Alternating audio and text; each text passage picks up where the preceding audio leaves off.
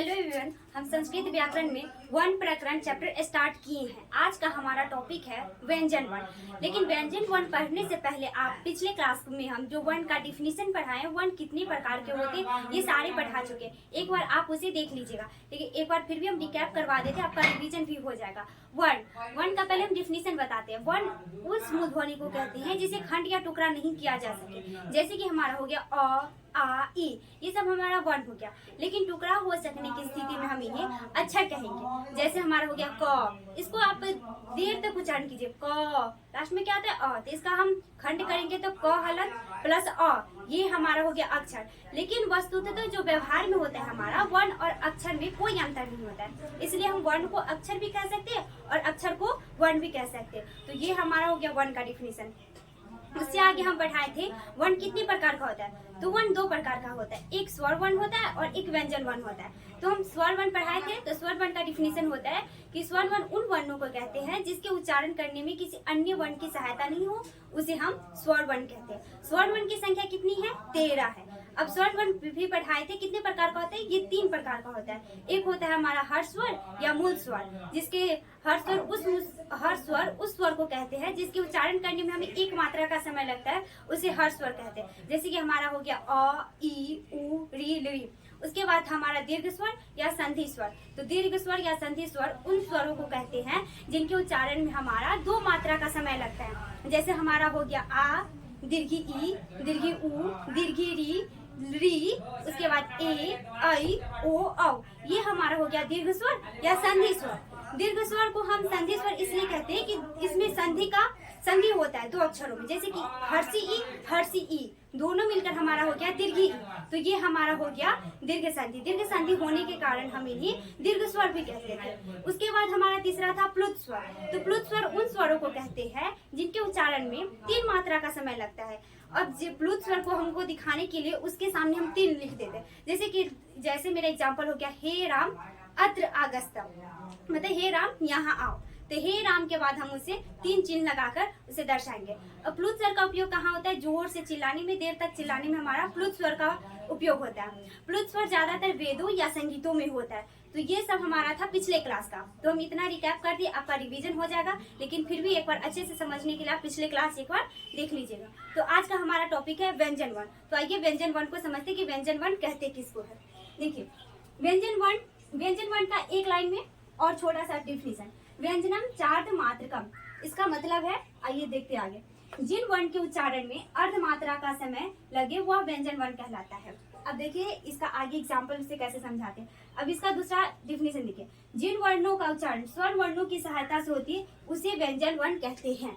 अब पहला जो डिफिनीशन है उसका एग्जाम्पल देखिए, क हलंत। तो क हलंत को हम सीधे क ऐसे करके बोलेंगे। अगर उसमें स्वर वर्ण की अगर सहायता लगाएंगे तो उसको देर तक बोलेंगे क, उसमें अ आना चाहिए। तो देखिए यहाँ पे पहला का जो एग्जाम्पल हो गया हमारा, जिन वर्णों के उच्चारण में अर्ध मात्रा का समय लगे उसे व्यंजन वर्ण कहते हैं। तो अर्ध मात्रा, तो जैसे क हलंत, तो इसको क देर तक नहीं बोलेंगे, इसे सीधे ऐसे बोलेंगे क, एकदम जल्दी से, मतलब एकदम धीरे से क, यानी कि अर्ध मात्रा, यानी कि आधा समय लगे। जैसे हमारा था ना हर्ष स्वर में, यानी कि 1 मात्रा का समय लगता था, थोड़ा टाइम लगता था, और थोड़ा आधा से थोड़ा ज्यादा समय लगता था, तो वो हमारा हर्ष स्वर हो गया। लेकिन व्यंजन वर्ण में अर्ध मात्रा का समय लगता है। तो क हलंत, तो क हलंत में कैसे बोलेंगे क, इसमें कितना हो गया अर्ध मात्रा। और दूसरा डिफिनीशन के अनुसार देखिए कि जिन वर्णों के उच्चारण में स्वर वर्णों की सहायता होती है उसे व्यंजन वर्ण कहते हैं। तो स्वर वर्णों की सहायता, तो क जिसमें व्यंजन वर्ण आना चाहिए, उस तरह से प लास्ट में क्या आता है अ, तो उसमें अ आना चाहिए, उसमें कोई ना कोई स्वर वर्ण आना चाहिए। तो दूसरे डिफिनीशन का एग्जांपल हमारा ये हो गया। अब देखिए क, इसको देर तक बोली, अब इसको टुकड़ा कीजिए, तो यहाँ पे हमारा क्या हो जाएगा क हलंत और अ। तो यहाँ पे क हलंत है, ये हमारा व्यंजन हो गया, और अ हो गया तो स्वर हो गया। तो हमारा व्यंजन वर्ण का डिफिनीशन क्या हो गया? पहला, जिनमें अर्ध मात्रा का समय लगे उसे व्यंजन वर्ण बोलेंगे, या जिन वर्णों के उच्चारण में हमें स्वर वर्ण की सहायता हो उसे व्यंजन वर्ण बोलेंगे। अब देखिए व्यंजन वर्ण की संख्या कितनी होती है? क से लेकर ह तक। तो क से लेकर ह तक जितने भी संख्या है वो सारे व्यंजन वर्ण है। इनकी संख्या कितनी है? 33 है। कितनी है? 33 है। तो आपका एग्जाम में क्वेश्चन इस तरह से आ सकता है कि जिन वर्णों के उच्चारण में हमें स्वर वर्ण की सहायता होती है उसे डैश वर्ण कहते हैं, तो आपके एग्जाम्पल में ऑप्शन में रहेगा एक व्यंजन वर्ण, स्वर वर्ण, और एक आपको दे देगा हर्ष, उसके बाद दे देगा हर्ष स्वर, और एक दे देगा दीर्घ स्वर। तो आप क्या लगाइएगा? व्यंजन वर्ण। इस तरह का आपका ऑब्जेक्टिव क्वेश्चन में आ सकता है। दूसरा क्वेश्चन आ सकता है कि क से लेकर ह तक को हम कौन सा वर्ण बोलेंगे? तो आपका ऑप्शन में आंसर क्या हो जाएगा? व्यंजन वर्ण। या ये रहेगा कि व्यंजन वर्ण की संख्या कितनी है? तो आप क्या लगाइएगा? 33। तो क से लेकर ह तक व्यंजन वर्ण की संख्या कितनी होगी? 33। अब हमारा एक बच गया छ त्र ज्ञ। तो छ त्र ज्ञ जो है, छ त्र ज्ञ, इसे हम कौन सा वर्ण बोलेंगे? संयुक्त व्यंजन वर्ण बोलेंगे। तो हमारा ये हो गया व्यंजन वर्ण। व्यंजन वर्ण को डिफिनेशन क्या हो गया कि जिन वर्णों के उच्चारण में अर्धमात्रा का समय लगे उसे व्यंजन वर्ण बोलेंगे, या जिन वर्णों के उच्चारण में स्वर वर्ण की सहायता हो उसे हम व्यंजन वर्ण बोलेंगे। क से लेकर ह तक व्यंजन वर्ण की संख्या 33 होगी, और छ त्र ज्ञ को हम संयुक्त वर्ण कहते हैं। अब यहाँ पे जो संयुक्त व्यंजन वर्ण है, इसको हम आगे में बताएंगे कि छ कैसे बना, संयुक्त वर्ण कैसे हो गया, जिसको हम आगे बताएंगे कि इसको कैसे खंड कर सकते हैं। तो हम यहाँ पे थे संयुक्त वर्ण। संयुक्त वर्ण में हमारा क्या क्या आ गया? हमारा छ त्र ज्ञ।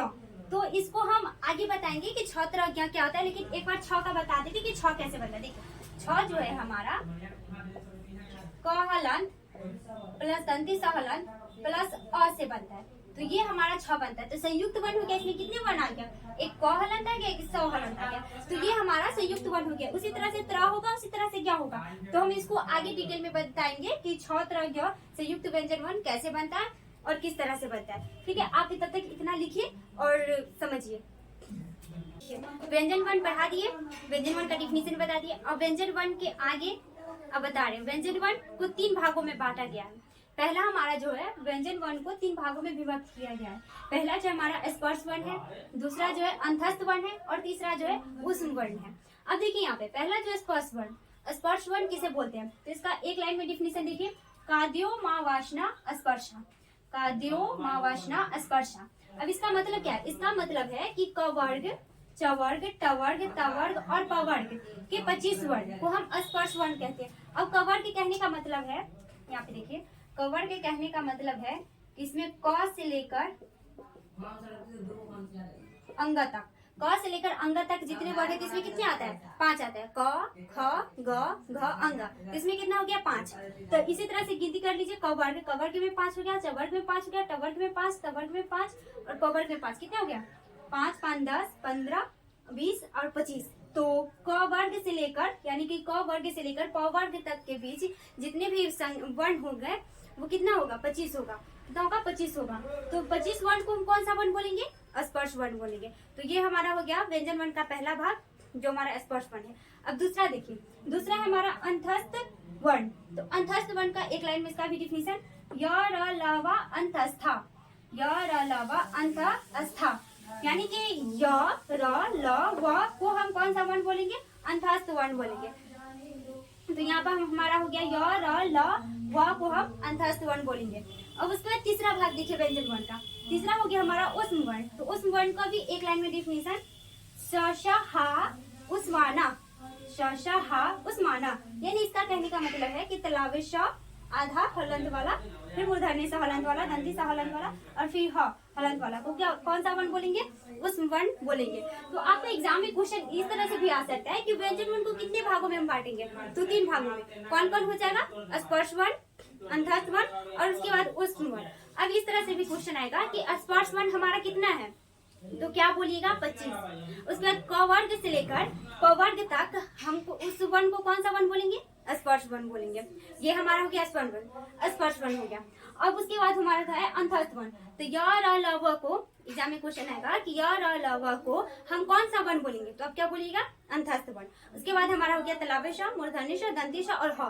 तो इसको कौन सा वर्ण बोलेंगे? ऊष्म वर्ण बोलेंगे। तो ये सब हमारा हो गया व्यंजन वर्ण के भाग। कितने कितने भाग हैं और कौन कौन से हैं? तो ये आप याद कर लीजिएगा, आपको ऑब्जेक्टिव क्वेश्चन में इस तरह से क्वेश्चन आएगा। तो आप एक बार इसको लिख लीजिए, तब उसके बाद आगे बताते हैं। चलिए आगे बताते हैं। व्यंजन वर्ण बता दिए, व्यंजन वर्ण कितने भाग का होता है वो, और आगे टॉपिक है जो हमारा वर्ण प्रकरण है, उसी में अगला टॉपिक है हमारा एक घोष वर्ण। तो घोष वर्ण किसे बोलेंगे?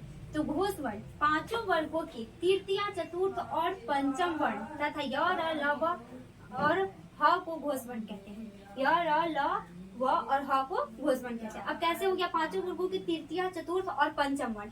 तो पांचों वर्गों को अब देखिए, 5 वर्ग हमारा हो गया, क वर्ग, च वर्ग, उसके बाद हो गया ट वर्ग, त वर्ग, प वर्ग, ये हमारा 5 वर्ग हो गया। तो इन जो पांचों वर्ग है, तो उनमें से जो हमारा हो गया तृतीय, चतुर्थ और पंचम वर्ण हो गया, उसके बाद य र ल व ह, तो इसको हम घोष वर्ण बोलेंगे। अब देखिए क वर्ग में कैसे पांचों वर्गों में तृतीय चतुर्थ वर्ण कौन कौन सा होगा, जैसे कि क वर्ग को लिखिए क ख ग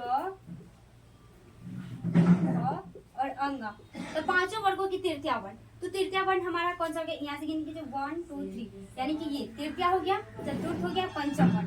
तो हमारा जितने भी वर्ग होगा, तो जो तीसरा नंबर पे, चौथा नंबर और पांचवा नंबर पे, ये जो हमारा जो हो गया तृतीय, चतुर्थ और पंचम, ये जितने वर्ण होंगे 5 वर्ग का, ये और य र ल व ह, ये पांचों वर्गों की, ये तृतीय, चतुर्थ, पंचम वर्ण और य र ल व ह, ये सब हमारा हो जाएगा घोष वर्ण। उसी तरह से देख लीजिए, समझा देते प वर्ग का कैसे हो जाएगा, प फ ब भ और म। तो इसमें तृतीय हो गया ब भ म, तो ये सब 3 जो वर्ण हो गया ब भ म, ये हमारा घोष वर्ण हो गया। उसी तरह से क वर्ग में कौन सा था, ग घ अंग। उसी तरह से हमारा हो जाएगा च वर्ग में जो तृतीय होगा, चतुर्थ होगा, पंचम होगा, वो हमारा हो जाएगा घोष वर्ण। इसके बाद अगर क्वेश्चन में अगर य र ल व और ह को हम कौन सा वर्ण बोलेंगे, तो घोष वर्ण बोलेंगे। तो ये हमारा हो गया घोष वर्ण। उसी तरह से एक आगे टॉपिक है अघोष वर्ण। तो अघोष वर्ण किसको बोलेंगे, सभी वर्गों के प्रथम और द्वितीय तथा तलावेश, मूर्धन्य, दंतेश को अघोष वर्ण बोलेंगे, तो सभी वर्गों को। तो उसी तरह से देख लीजिए क ख ग घ और अंग, इसमें प्रथम बोल रहा है तो प्रथम वर्ण क और द्वितीय वर्ण घ, तो ये दोनों हमारा हो जाएगा अघोष वर्ण। उसी तरह से चर्चा जब देखिए च छ,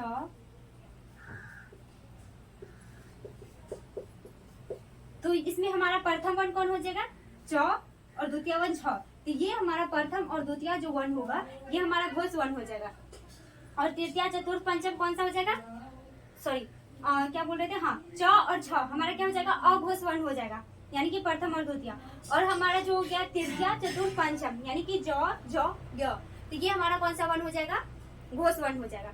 तो इसको हम इस तरह से भी याद कर सकते हैं कि घोष वर्ण में 3 4 5, ये घोष वर्ण, य र ल व ह, ये हमारा घोष वर्ण हो गया, और पहला और दूसरा यानी कि, और उसके बाद तलावेश, मूर्धन्य से दंती से, ये हमारा हो जाएगा अघोष वर्ण। तो ये एक टॉपिक था उसमें घोष वर्ण, अघोष वर्ण। इसी तरह से वर्ण प्रकरण में और कुछ टॉपिक है, उसको हम कल बताएंगे। आप इसको नोट कर लीजिएगा। अगर आपको डीपीपी या पीडीएफ कुछ भी चाहिए तो आप टेलीग्राम ज्वाइन कर लीजिएगा, लिंक डिस्क्रिप्शन बॉक्स में डाल दिए हम।